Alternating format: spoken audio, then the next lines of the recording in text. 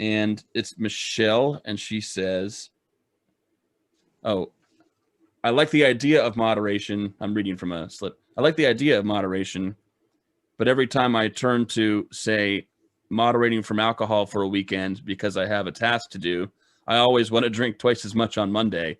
How can I?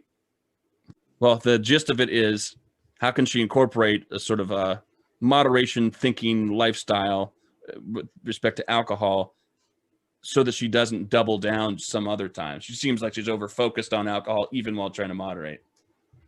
Well, we have coaches, and all of us. I mean, there was at one point there was this whole thing called moderate drinking and Yeah. controlled drinking, and people developed a list of techniques for how to do that, and they exist. And we work with people. All of our coaches know.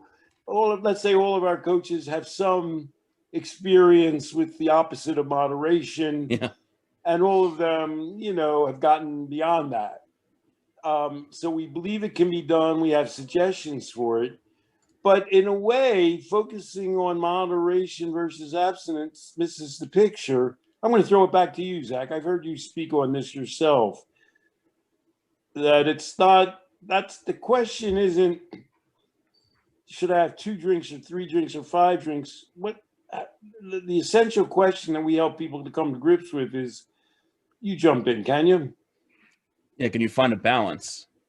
You figure out what is it, what are this is actually one of the questions we ask. What are the sensations that I'm seeking from drinking? And what other ways besides drinking do I get those sensations? And when it comes to drinking or whatever else, how can I fulfill those sensations in a way that I'm also attending to my responsibilities in a way that I'm going to have a basically good life? So it's not so much, do I moderate? Do I have 1, 2, 3, 4, 5, 8 drinks?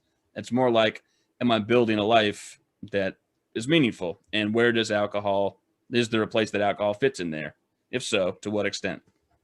And another way of describing that therapeutically is we're kind of existential therapists. I know you often work with people that way. You go, what are you pursuing in life? What is important to you? Mm. What are you attaching yourself to in life? And when that manifests itself, when you feel that in your guts, um, then it's rather than espousing one moderation technique or another. Oh, I won't have any cookies in my house, which is okay. It's not a bad idea. Or, I'll only stay in the bar for 40 minutes. That's my rule, whatever, rule you come up with. But those rules tend to be very personalized. We can't give people a rule like that. And they tend to be generated from people themselves when they say, I don't like the things that have occurred to me. Um, I'm pursuing something more important now that requires them to be, pay attention and be conscious most of the time. And, that's what's going to dictate my elimination of excess, however I choose or end run around doing that. So the goal, first and foremost, is to find your attachment to life and then to work your way around that. Because people have, if you ask people how they've moderated various things, it's almost like sex fantasies. They have the most bizarre ways they've done it that you would say, well, that's ridiculous. Who could come up with a method like that? And the answer is, well, the person came up with that goofy method because it's their life.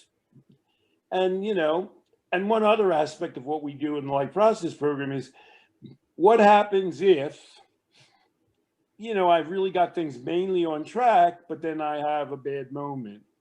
And, bad moments are showing that good moments exist. So, for example, the thing that we think the craziest drug policy in the world was the one where they wouldn't let people who had a drug conviction get a scholarship, get federal money to go to college, which is Mm. like, huh?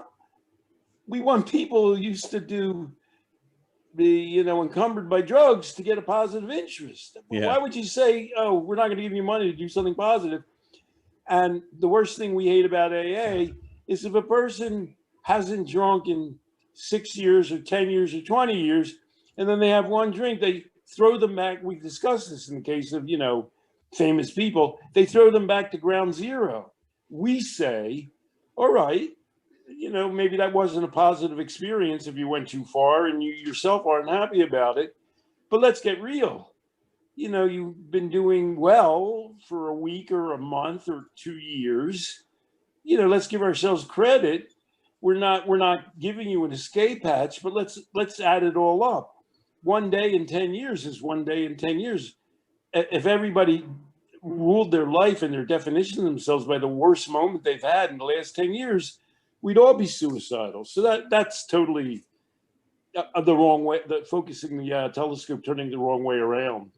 So insofar as we ever talk about moderation, we're not talking about it as an exercise or a strategy. We're talking about it as a way to say, you may have heard that you have to stop whatever your object of your addiction is in order to get better or live better. And we're just saying, let's think first principles here. Let's not put drugs or alcohol or whatever it is in some other special weird category that says you have to stop it. Just like anything else in life, food, sex, relationships, sometimes you need to keep doing it. And the question's not, how do I stop? The question is, how do I incorporate this into some healthy way of living?